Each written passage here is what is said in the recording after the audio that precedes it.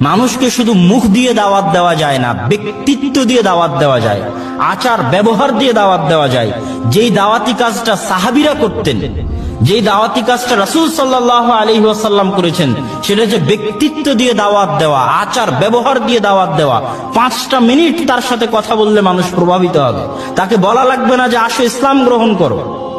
তার সাথে 10টা মিনিট সময় কাটালে সে প্রভাবিত হবে যে বাপরে বাপ, এত উন্নত চরিত্রের মানুষ হয় কিভাবে, কোথায় থেকে এত উন্নত চরিত্র শিখলো? ও ইসলাম থেকে শিখেছে। সে মুখে বলা লাগবে না যে আসেন ইসলাম গ্রহণ করেন। আর আমাদের পুরো দাওয়াতের ভিত্তি হয়ে গেছে মৌখিক দাওয়াত। কারো চরিত্র ভালো নয়, ইল্লা মান রাহিমা রাব্বি, যার প্রতি আমার প্রতিপালকের দয়া আছে সে ব্যতীত।